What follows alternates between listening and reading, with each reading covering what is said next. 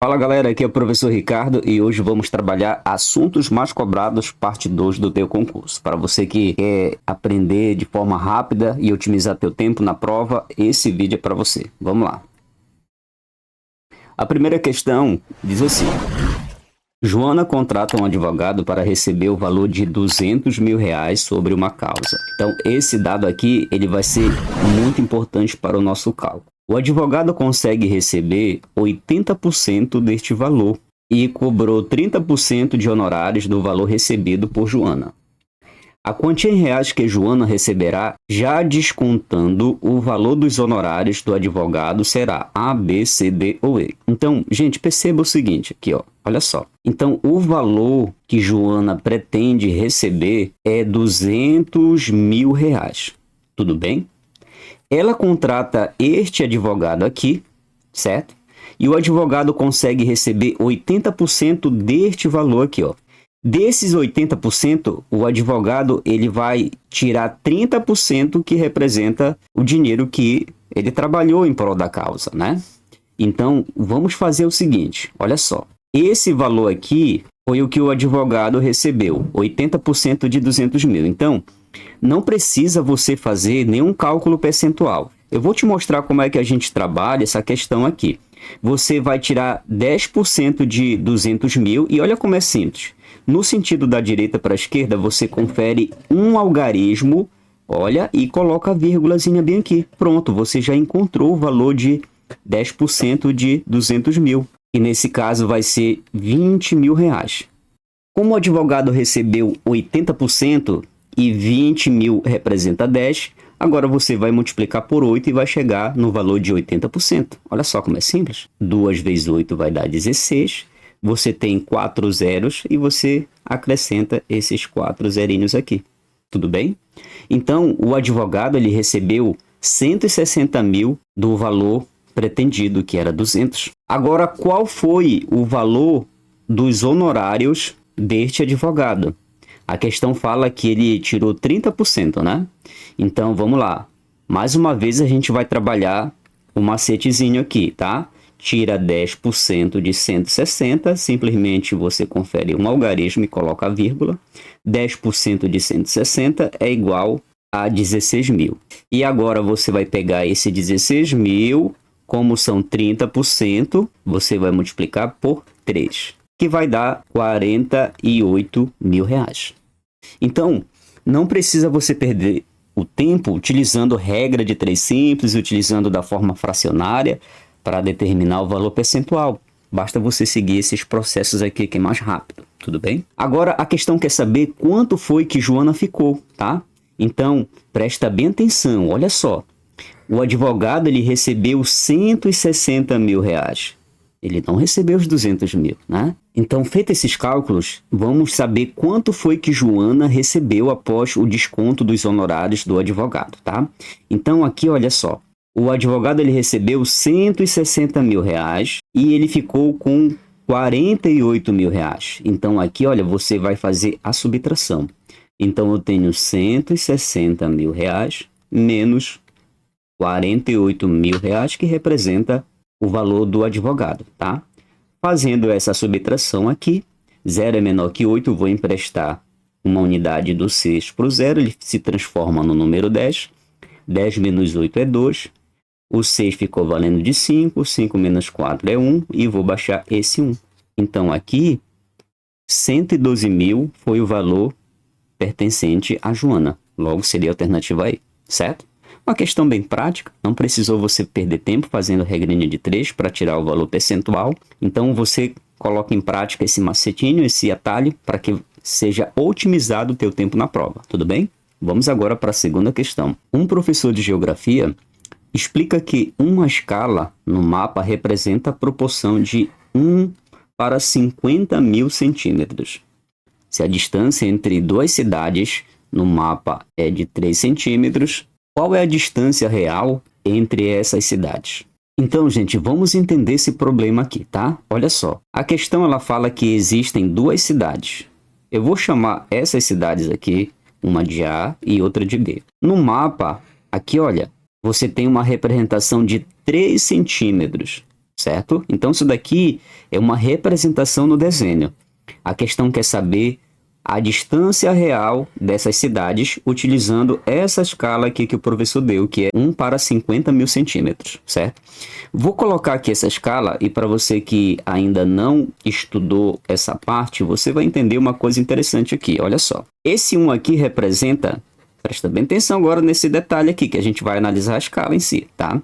Esse 1 representa a proporção do desenho, certo? A proporção do desenho, a proporção do mapa ou a proporção da maquete. E esse 50 mil aqui representa a proporção do tamanho real. Vou colocar aqui, ó, real, que é exatamente a distância real que a questão quer saber entre essas duas cidades A e B. O que nós vamos fazer? Vamos fazer uma regrinha de 3 aqui simples. Você tem 1 centímetro que corresponde a 50 centímetros do tamanho real. Lembrando que aqui é a proporção do desenho e aqui é a proporção real, certo? A questão nos deu 3 centímetros que corresponde ao desenho, né? Então aqui, ó, 3 centímetros, eu quero saber quanto corresponde essa proporção no real, tá? No tamanho real. Fazendo essa regrinha de 3, o que nós vamos fazer aqui, ó? Vamos determinar x. X vezes 1 vai dar x e 3 vezes 50 mil. X é igual, só multiplicar aqui, ó, 3 vezes 5 vai dar 15. Eu tenho 1, 2, 3, 4 zeros. Eu vou acrescentar 4 zeros. E aqui eu chego em 150 mil centímetros no tamanho real. O que a gente observa nas alternativas? Que as alternativas não estão em centímetros, tá? Estão em metro e quilômetro. Então, o que você vai fazer agora? A gente vai transformar o que está em centímetro para quilômetro ou para metro, para a gente verificar qual é a alternativa do gabarito correto. Tudo bem? Eu vou colocar aqui a tabela para você lembrar das unidades de medidas de comprimento para a gente resolver essa questão. Então tá aqui, você tem as unidades de medidas de comprimento, certo? Lembrando que você tem que lembrar na hora da prova dessas medidas, assim como está nesse esqueminha que eu coloquei para vocês. Então vamos lá transformar 150 mil centímetros, tá? Olha só o que eu vou fazer. 150 mil centímetros se encontra exatamente nessa casa aqui, né? Ó, nessa casa. Agora vamos transformar primeiro para metro, porque você tem uma alternativa A representando em metro, né? Então o que você vai fazer? Olha só, presta bem atenção agora nesse detalhe aqui.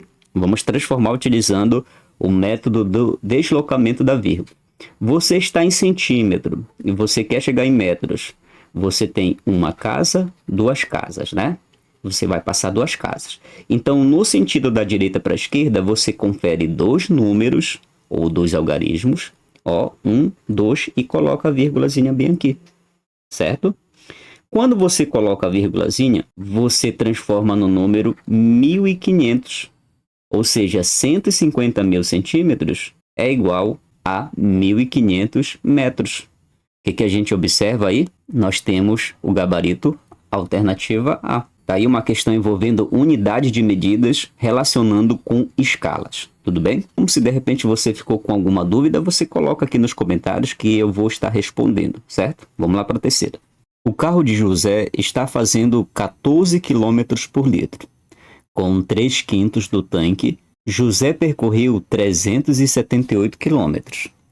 Caso ele tivesse enchido o tanque, a distância percorrida, considerando-se a mesma média de consumo de seu carro, seria A, B, C, D ou E. Então, olha só. A primeira coisa que a gente observa aqui é essa relação que ele te dá da quilometragem que o carro de José anda por litro. Em seguida, ele diz que 3/5 do tanque, José percorreu 378 quilômetros. Então, o que a gente vai fazer aqui, ó?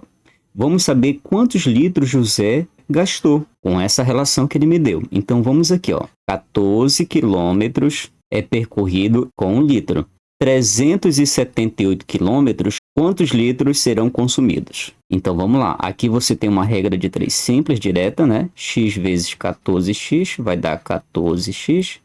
É igual a 378 vezes 1 é 378. Esse 14 está multiplicando com x, ele vai passar dividindo. Então, tenho x é igual a 378 dividido para 14. Vamos fazer essa divisão bem aqui, 378 dividido para 14.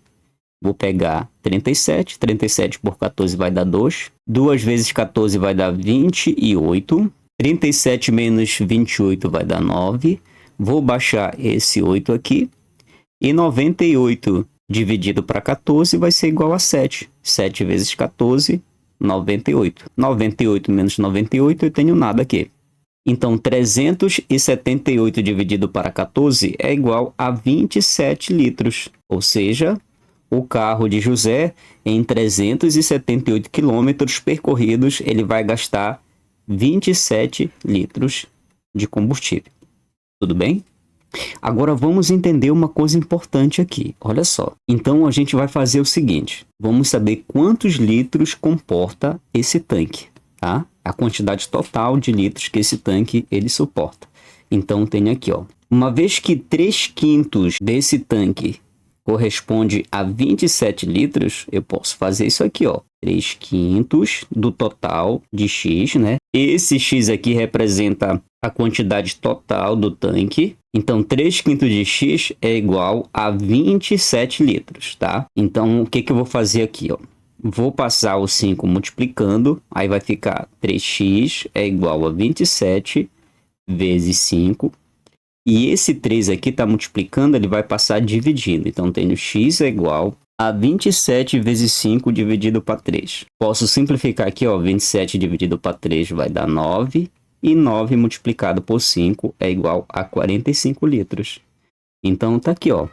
Esse tanque, no máximo, ele comporta 45 litros. Agora, a gente vai determinar a quilometragem desse carro, tá? Como é que a gente vai fazer? Eu já sei que 14 quilômetros ele faz em 1 litro. 45 litros, quantos quilômetros ele vai fazer? Então, simplesmente eu vou pegar 14 e vou multiplicar por 45. E aí eu tenho a quilometragem, certo? 14 vezes 45 vai ser igual a 630 quilômetros. E a gente determina a distância percorrida por esse carro com 45 litros, que é o tanque cheio. Tudo bem? Logo seria a alternativa E. Vamos para a quarta questão agora. Considere as afirmativas a seguir. A primeira, o número 30 tem 8 divisores positivos, então ele quer saber se o número 30 ele tem 8 divisores, tá? E esses divisores têm que ser positivos. A segunda afirmativa, o mínimo múltiplo comum, ou MMC, de 12 e 15 é 120. A terceira afirmativa, o número 221 é um número primo, gabarito A, B, C, D ou E. Vamos lá. Vamos analisar cada afirmativa e saber qual delas estão corretas. Então, a primeira afirmativa, a questão diz que 30 tem 8 divisores positivos, então vamos verificar. Você tem os divisores do número 30.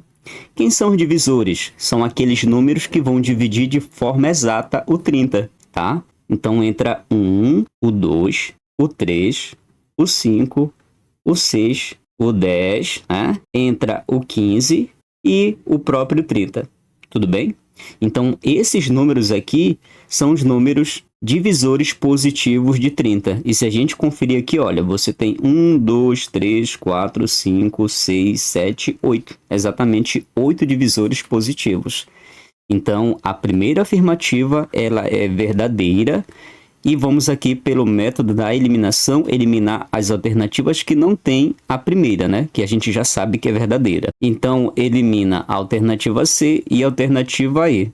Ficamos com A, B e D. Vou estender um pouco mais essa análise, porque olha só. Foi muito simples a gente encontrar os divisores do número 30, porque 30 é um número relativamente baixo, né?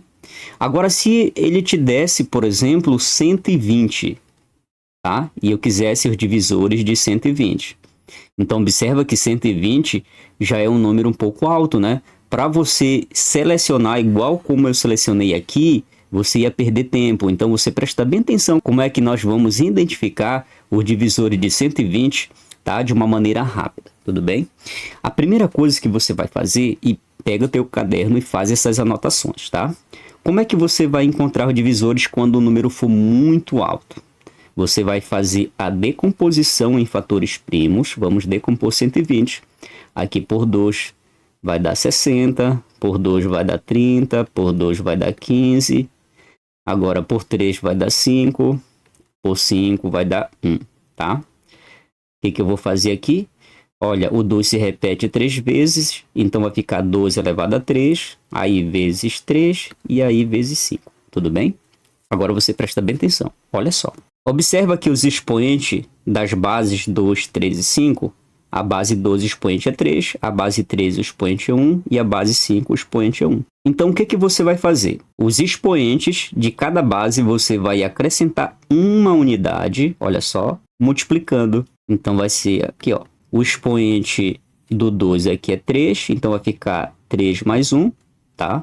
O expoente do 3 aqui é 1, então vai ficar 1 mais 1.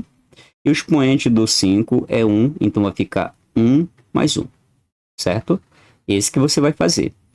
E aí agora você faz a multiplicação entre eles. Então aqui eu tenho 4, aqui eu tenho 2 e aqui eu tenho 2. Multiplicando cada elemento aqui, ó. 4 vezes 2 vai dar 8. 8 vezes 2 vai dar 16. Então, a quantidade de divisores positivos do número 120 é igual a 16, tá? Então, esse método é um método para você chegar de uma forma rápida, tá? Nos divisores, beleza? Então, agora vamos para a segunda afirmativa. A segunda, ele diz assim: o mínimo múltiplo comum de 12 e 15 é 120, tá? Então, ele quer saber se o MMC de 12 e 15 é igual a 120. Bem, vamos tirar o MMC de 12 e 15, né? E saber se é verdadeiro ou falso. Então, vamos lá. Começar por 2 aqui. 12 dividido para 2 é 6. Vou baixar o 15. 2 de novo, né? Porque 6 é divisível por 2. 6 por 2 é 3. Vou baixar o 15. Aqui 3. 3 dividido para 3 é 1.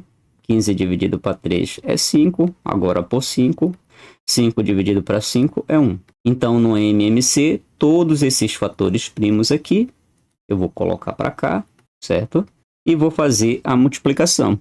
Então, tenho 2 vezes 2 vai dar 4. 4 vezes 3, 12. E 12 multiplicado por 5 é igual a 60, tá? Então, a questão fala que o MMC de 12 e 15 é 120. E já sabemos que é igual a 60. Essa afirmativa 2 aqui é mentira, tá? É falsa. E as alternativas que tiverem a segunda afirmativa, você vai eliminar. Logo, você elimina a alternativa A, a alternativa B, e você vai ficar com a alternativa D, né? Ou seja, um apenas é verdadeira, né? Só a primeira afirmativa é verdadeira. Então, logo você ia marcar a alternativa D. Tudo bem? Claro que aqui, no nosso estudo, vamos analisar com calma a terceira afirmativa e saber o que significa número primo. Ela diz assim: o número 221 é um número primo? Gente, o que é um número primo? Vamos lá. Olha, o número primo é aquele número que é divisível, colocar bem aqui, ó, é divisível por 1 e ele mesmo, tá? Esse aqui é o conceito de um número primo. Se você tem um número em que esse número tem mais de 2 divisores, tá? Como, por exemplo, aqui, ó, o 10. O 10 é divisível por 1, o 10 é divisível por 2, por 5, tá? E por ele mesmo. Então, o 10 ele não é um número primo, ele é chamado de número composto, certo? Agora, quando você vai para o número 17, o número 17 é divisível por 1 e ele próprio. O 17 é um número primo, legal? De acordo com o conceito aqui que eu estabeleci para vocês. Aí eu quero saber se 221 ele é um número primo. Então, vamos lá. A primeira coisa que eu observo, ele não é divisível por 2. Porque ele é um número ímpar, tá? Os números que são divisíveis por 2 têm que ser números pares. Que mais? Ele não é divisível por 3. Como é que você identifica o número que é divisível por 3? Quando você soma os algarismos e tem que dar um múltiplo de 3. Então, por exemplo, aqui, ó, 2 com mais 2 vai dar 4, 4 mais 1 vai dar 5, né? 5 não é divisível por 3. Então, aqui, ó, 221 não é divisível por 3, tudo bem? Também não é divisível por 4, certo? Não é divisível por 5, porque o número que é divisível por 5 tem que terminar em 5 e 0, e aqui ó, terminou no número 1, tudo bem? Aí você tem o número 7, também não é divisível por número 7, tá? Depois você tem o número 11. Como é que você vai analisar? Bem, como é um número baixo aqui, você pode fazer a divisão, ó, tranquilamente, 221 por 11, né? 22 dividido para 11 é igual a 2, 2 vezes 11 vai dar 22, né? Aqui vai dar 0, vou baixar 1, olha, sobrou 1. Aqui, ó, não deu uma divisão exata, não é divisível por 11 também, tudo bem? Agora vamos ver por 13. Quando você faz 221 dividido para 13, olha aqui. Vou pegar 22 por 13 é 1, né? 1 vezes 13 é 13, certo? 22 menos 13 vai dar 9. E vou baixar 1. 91 dividido para 13 é igual a 7. 7 vezes 13, 91. 91 menos 91 vai ser igual a 0. Olha aí que interessante. Olha o que a gente observa. Que 221 ele é divisível por 13, certo? O que significa dizer? Bem, significa dizer que 221 ele não é número primo, porque ele é divisível por 1, ele é divisível por 13 e também nós sabemos que ele é divisível por 221, que é por ele mesmo. Logo, ele é um número composto. Deu para você compreender? Toda vez quando você tiver um número e você quiser determinar que esse número seja primo, aí você pode ir testando com os principais divisores primos, tá? Iguais esses aqui, ó, que eu testei. Tudo bem? Vamos agora para a quinta questão. E claro, se você teve alguma dúvida nessa questão, você pode deixar seu comentário aqui abaixo que a gente vai responder, beleza? Vamos para a quinta questão agora. Uma função real f de x dada por... Aí te deu a função, tá? Essa função aqui, ó, analisando, a gente observa que é uma função do segundo grau, porque, olha, o expoente, tá, da variável x, o maior é 2, né? Então, é uma característica de função do segundo grau, tudo bem? Ele diz que tem um valor mínimo, máximo ou máximo, né? A, B, C, D ou E. E te dá os valores correspondentes a cada uma alternativa aqui. Então, vamos lá. Eu vou colocar esta função bem aqui e vamos analisar com calma cada elemento que compõe. Tudo bem? A primeira coisa que a gente vai analisar, a questão de máximo e mínimo. E você presta bem atenção nesses detalhes aqui que a gente vai fazer. Olha. Bem, uma função ela vai assumir o ponto máximo quando o A ele é menor que 0. O A é menor que 0, gente, ele vai ser negativo, tá? Então, vamos analisar o A desta função. Quem é o A? É aquele número que está junto com x ao quadrado. Olha só, nesse caso aqui, ó, o A é igual a menos 1. E o B é aquele número que está junto com x, que nesse caso é o 4. E o C é aquele número que não tem x algum ao lado dele. É o valor independente que a gente chama. Então, C aqui, nesse caso, é o 6. Então, o A é menos 1, o B é 4 e o C é 6. O que a gente observa? O A, ele assume um valor negativo, né? Então, essa função, ela assume um ponto máximo. Mas, professor, o que significa esse ponto máximo? De repente, você pode estar se perguntando. Gente, o ponto máximo significa dizer que a concavidade da parábola, que é o gráfico da função do segundo grau, ele vai ter esse formato aqui, ó. Tudo bem? Ele vai assumir esse formato, em que esse ponto aqui a gente chama de coordenada do vértice. Aqui você tem o y do vértice e aqui você tem o x do vértice, tá? Então, esse ponto aqui vai ser um ponto importante para a gente analisar também. Legal? Então, a gente já sabe que o valor é máximo, já podemos descartar a alternativa A, que diz que é mínimo, a C também, e ficamos com a B, D e E. Agora, a gente vai determinar quem são esses valores que a questão apresenta aqui, ó. Esses valores aqui, gente, são valores correspondentes ao ponto vértice, tá? Que é exatamente esse ponto que eu estou colocando aqui da parábola. Então, como é que você vai identificar o ponto vértice da parábola? Através dessa fórmula aqui, ó, o x do vértice. A gente encontra utilizando menos b sobre 2 vezes o a, tá? E o y do vértice, a gente vai simplesmente pegar esse x que nós encontramos e vamos substituir na fórmula. Vamos fazer com calma cada etapa para você entender, tá? Então, vamos determinar x do vértice. O b aqui, ó, já sabemos que é o 4, olha aqui o 4, então vai ficar menos 4 sobre 2 vezes o a aqui, olha, é menos 1, tá? Entre parênteses, e x do vértice vai ser igual a menos 4 sobre menos 2, né? 2 vezes 1 vai dar 2 com sinal negativo, negativo com negativo vai dar positivo, e 4 dividido para 2 é igual a 2, certo? Então, o x do vértice é igual a 2. Tudo bem? Agora, vamos encontrar o y do vértice, que é esse carinha aqui, ó. Esse carinha aqui, ó. Legal? O que nós encontramos foi esse aqui, ó. Agora, vamos encontrar o y do vértice. Como é que a gente vai fazer? Olha, você pode jogar nessa fórmula aqui, ó. E para mim, o trabalho é maior, certo? Porque você vai ter que encontrar o delta. Ou então, você joga diretamente na função, que é isso que eu vou ensinar para vocês, tá? A função é essa.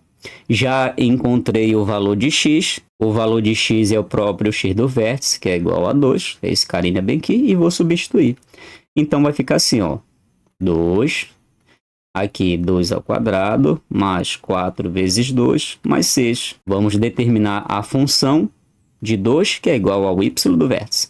Aqui, olha, 2 elevado a 2 vai dar 4. 4 vezes 2 vai dar 8, mais 6. Esse com esse vai dar 4, né? 8 menos 4 vai dar 4. O maior número aqui é o 8, o sinal dele é positivo, prevalece, tá?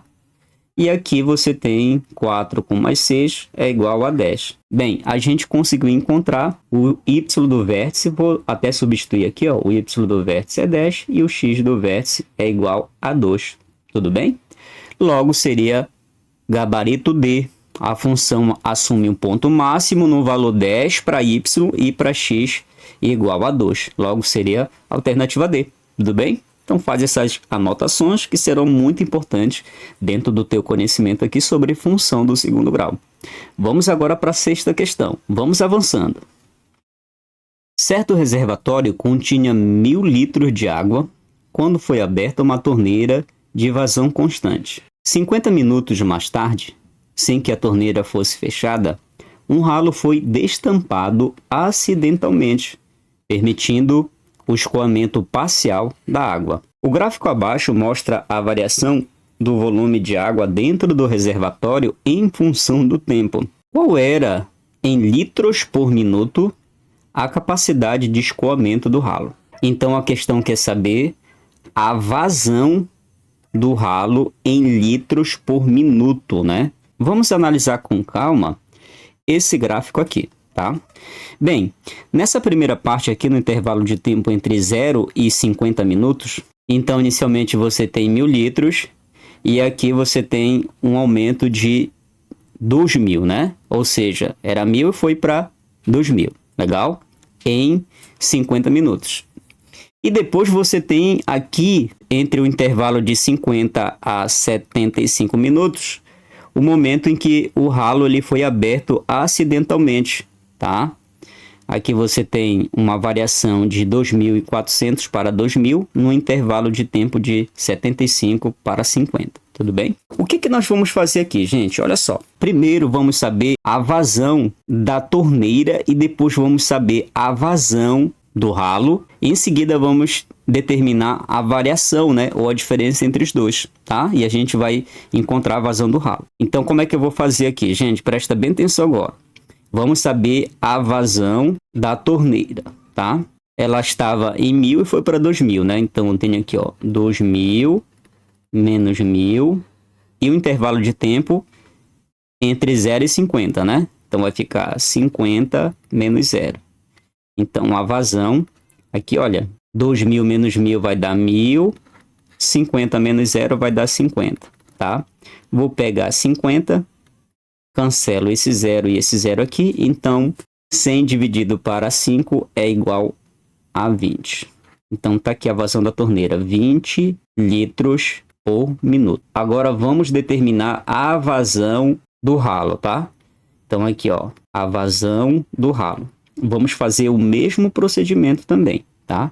Quanto foi a variação de volume? Olha aqui, 2.400 menos 2.000 e o intervalo de tempo, ó, 75 e 50, né? 75 menos 50. 2.400 menos 2.000 vai dar 400. 75 menos 50 vai dar 25. 400 dividido para 25 é igual a 16 litros por minuto, é a vazão do ralo. Vamos saber a capacidade de escoamento do ralo, né? Aí olha só, você presta bem atenção nesse detalhe aqui. Olha aqui. Se inicialmente você tinha 20 litros por minuto e agora você tem 16 litros por minuto com a vazão do ralo, você vai fazer a variação que representa esse ponto aqui para esse ponto aqui. Tudo bem? Então eu tenho aqui, olha, você vai fazer 20 menos 16 é igual a 4. Então aqui representa a vazão do ralo, tá? 4 litros por minuto, logo seria a alternativa D, tá? Então tá aí uma questão. Eu acredito que você conseguiu raciocinar, tá? Você teria que tirar a vazão da torneira, que está colocando água nesse reservatório, e tirar a vazão do ralo, que está tirando água desse reservatório. Então aí você tem dois processos diferentes. Um em que a água entra e o outro que a água tira. Então, por isso que é necessário você fazer a diferença entre as vazões aí, tá? Então, 4 litros por minuto seria o escoamento do ralo. Tudo bem? Vamos para a sétima questão agora. A questão 7 diz assim: abrindo-se a torneira A, um reservatório ficará cheio em 3 horas. Abrindo-se a torneira B, encherá o reservatório em 2 horas. Em quanto tempo conseguiremos encher o reservatório caso as duas torneiras sejam abertas simultaneamente, ou seja, juntas, né? Ele quer saber qual é o tempo que essas duas torneiras abertas juntas, certo? Vão encher esse reservatório, tá? Então, analisando aqui, gente, a gente observa o seguinte: se uma torneira ela enche em 3 e a segunda enche em 2, as duas juntas, obviamente que vai encher num tempo menor, né? Então, vamos lá. O macete dessa questão aqui, você pode anotar agora aí, ó. O que você vai fazer? Você vai utilizar uma formulazinha, ó. A formulazinha é essa daqui: tempo das torneiras juntas, tá? Você vai pegar o produto do tempo delas pela soma, tá? De cada uma, olha só. Bem simples para você compreender. Então, como é que vai ficar aqui o nosso cálculo? Tempo 1 representa a torneira 1, que nesse caso são 3 horas. Tempo 2 é a torneira 2, nesse caso 2 horas. E agora que você tem 3 mais 2. Então, você multiplica os tempos e divide pela soma deles, tá? Aqui você tem 3 vezes 2 e 3 mais 2. Vai dar 6 aqui em cima e aqui embaixo vai dar 5. Agora você simplesmente faz essa divisão. 5 vezes 1 é 5, sobra 1. 1 é menor que 5, acrescenta um 0. E aqui uma vírgula, 10 dividido para 5 é igual a 2. Então, 1,2 horas representa o tempo delas abertas juntas para encher esse reservatório. Logo, seria a alternativa A. Tudo bem? Vamos agora para a oitava questão. A questão de número 8 diz assim: considere que, em uma obra da construção civil, todos os operários trabalham com desempenhos iguais e constantes. Sabe-se que 24 desses operários trabalham 6 horas por dia durante 10 dias. Conseguem realizar 75% de uma determinada tarefa. O número de operários que conseguirão realizar toda a tarefa em 15 dias, trabalhando 8 horas por dia é... Então, gente, essa questão aqui é uma questão que envolve regra de 3 composta e a questão quer saber o número de operários, né? Vamos lá, a primeira coisa que nós vamos saber aqui é classificar as grandezas, tá? Você tem aqui número de operários, depois você tem a grandeza hora por dia, depois a grandeza dia e a grandeza tarefa. Então são 4 grandezas aí. Agora vamos colocar aqui os dados. Você tem 24 operários trabalhando 6 horas por dia durante 10 dias para realizar 75% da tarefa. Então a tarefa aqui, ó, 75%. O número de operários, então aqui, olha, eu não sei, então vou colocar X, que conseguirão realizar toda a tarefa em 15 dias. Então aqui, olha, número de dias 15, trabalhando 8 horas por dia. Então aqui você tem 8, tá? Para eles realizarem toda a tarefa, logo aqui vai ser 100%. Tudo bem? Então tá aqui. Gente, vamos resolver essa questão com um macete, tá? Presta bem atenção no que eu vou falar para vocês aqui. Olha só. Esse macete é o seguinte, vamos encontrar qual é o objetivo da questão. Então, se vocês analisarem cuidadosamente, o objetivo da questão são os operários realizarem uma determinada tarefa, né? Então, tarefa nesse caso é o objetivo. Então, vou colocar aqui, ó, objetivo, tá? Esse é o objetivo da questão. A grandeza tarefa representa o objetivo, certo? Agora, olha só. Na grandeza que representa o objetivo, você vai inverter esses números aqui, tá? Então, 100 vai para cima e o 75 vai para baixo. Tudo bem? Agora, vamos lá. O que nós vamos fazer? Vamos multiplicar essa linha de baixo e igualar com essa linha de cima aqui, certo? Então, como é que vai ficar o nosso cálculo? Vai ficar assim, ó. X vezes 8 vezes 15 vezes 75 é igual... Agora, vamos multiplicar a linha de cima. É essa daqui, ó, a linha de cima, tá? Então, eu tenho 24 multiplicado por 6, multiplicado por 10 e também 100. Então, olha só, gente, o que nós vamos fazer agora? Vamos pegar esses números aqui que estão sendo multiplicados com x e o inverso da multiplicação é divisão, né? Eles vão passar dividindo, tudo bem? Logo, eu tenho x é igual a 24 multiplicado por 6 vezes 10 vezes 100, dividido para 8 vezes 15 vezes 75.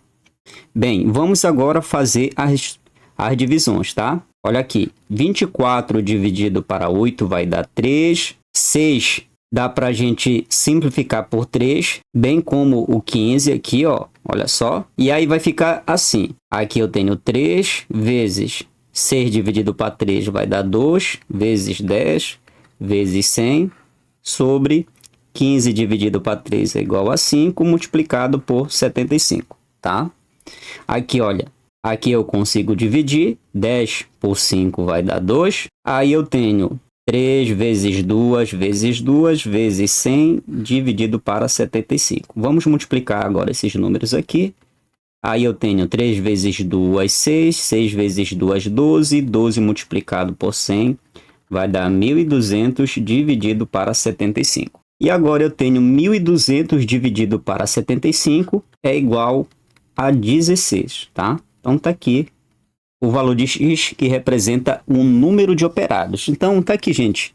A alternativa correta é a alternativa C, tá? Ensinei vocês uma regra de 3 composta utilizando esse macetinho básico aí, já que muitos alunos odeiam aquelas questões de seta, beleza? Basta você saber qual é a coluna que representa o objetivo. Nesse caso aqui, o objetivo representa os operários realizarem essa determinada tarefa, tudo bem?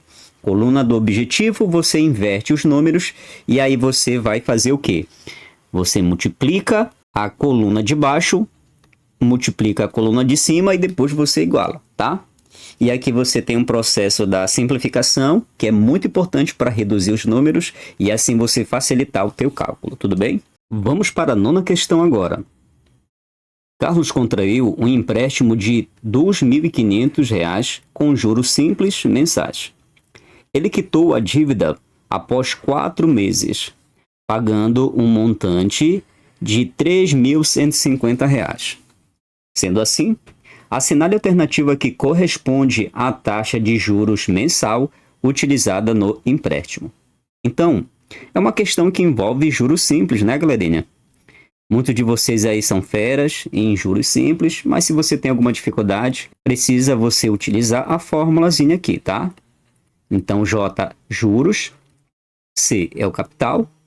Aqui você tem o I representa a taxa percentual e o T representa tempo. Lembrando que tanto a taxa percentual quanto o tempo são unidades compatíveis, ou seja, eles estarão na mesma unidade. O que significa dizer que se o tempo estiver em meses, a taxa percentual tem que estar em meses. Se o tempo estiver em ano, a taxa percentual também vai ter que estar em ano, tudo bem? Então são unidades compatíveis. Agora vamos tirar os dados aqui, tá?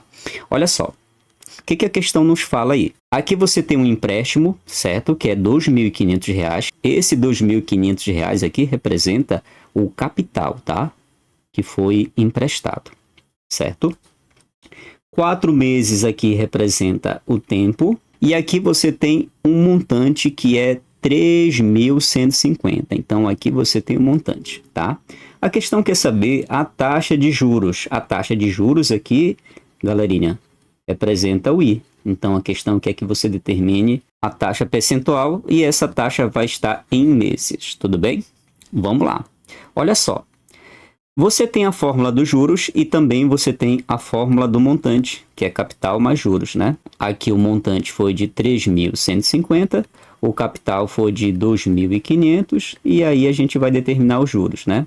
Olha só, você vai pegar 2.500 e vai jogar para cá, ó. E aí você tem 3.150 menos 2.500, eu vou encontrar os juros, tá? Então, juros é igual 3.150 menos 2.500 vai ser igual a R$ 650. Então, os juros nesse caso aqui foi de R$ 650. Tudo bem? Agora, vamos encontrar a taxa percentual, que é o izinho, através da fórmula dos juros. Então, eu tenho juros R$ 650, que eu já encontrei aqui, olha só. É igual o capital, que foi o empréstimo, 2.500. Quero saber a taxa percentual. O tempo foi de 4 meses. Toda essa galera aqui dividido para 100. Tudo bem?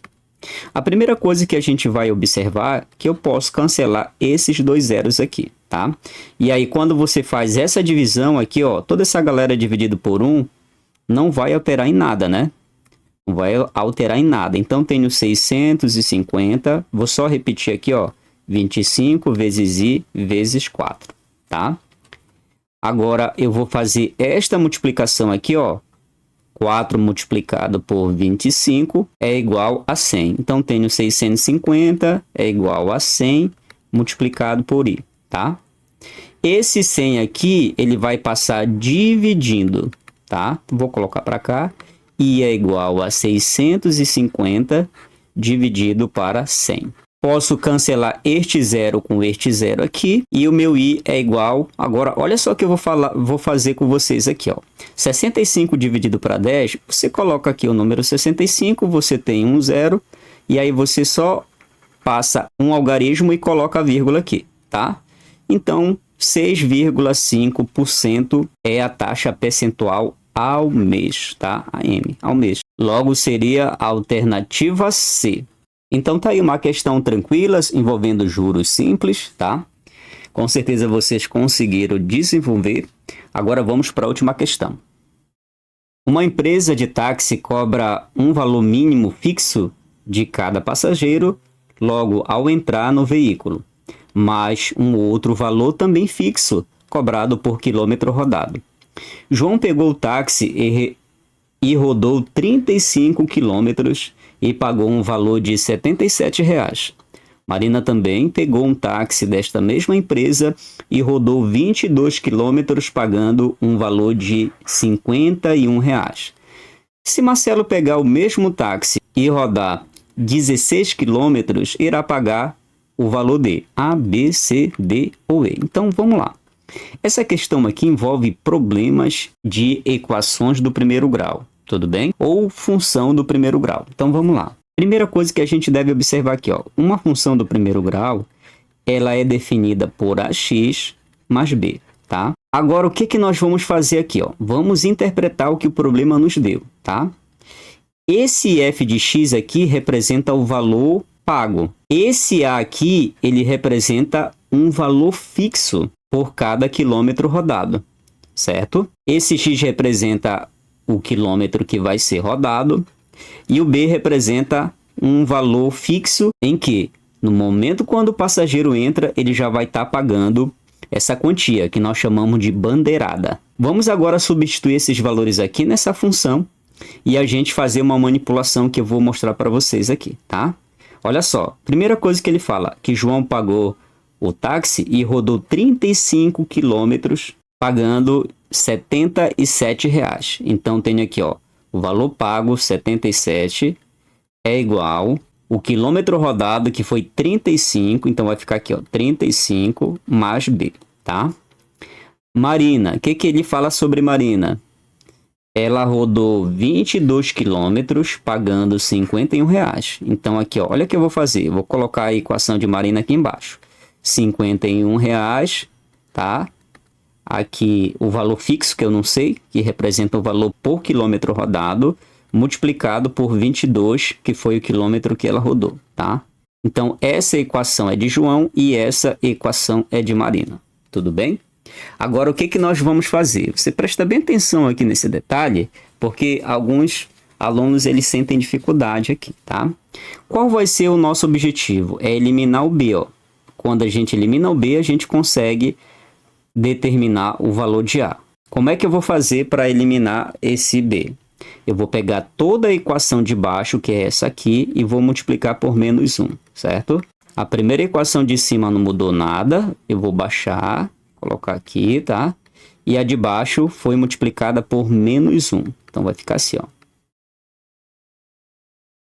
E agora, eu posso cancelar esse B aqui, ó. Tudo bem? E vamos aqui, ó. 77 menos 51 é igual a 26. 35 menos 22 é igual a 13. 13A. Então, tá aqui essa equação. Agora, esse 13 vai passar dividindo. Então, o A é igual a 26 dividido para 13. E o A, nesse caso, 26 dividido para 13 é igual a 2. Pronto, determinei o A. Certo? Agora, eu vou determinar o B. Como é que eu determino o B nesse caso aí? Posso pegar essa equação de José ou posso pegar essa equação de Marina. Tudo bem? Qualquer uma para eu determinar o B. Então, vou pegar a equação de José. Aí eu tenho 77 é igual a 35A mais B. Isso daqui é para encontrar o valor do B. 35 vezes o A, que é 2, que eu já determinei aqui, ó. Certo? Mais B. 77, 35 multiplicado por 2 vai dar 70 mais B. Esse 70 vem para cá, então fica 77 menos 70 e o valor do B é igual a 7. Pronto. Já encontrei os dois valores fixos da função, agora eu vou determinar quanto é que Marcelo vai pagar. Então, eu tenho aqui, ó, P é igual a AX mais B. Então, o valor do A é 2x, o valor do B é 7, tá? Essa daqui é a equação de Marcelo. Agora, vamos lá. Quanto foi que Marcelo rodou? Tá aqui, olha. Marcelo rodou 16 quilômetros, que é o x. Então, vou substituir aqui, ó, 16 mais 7. 2 vezes 16 vai dar 32 mais 7.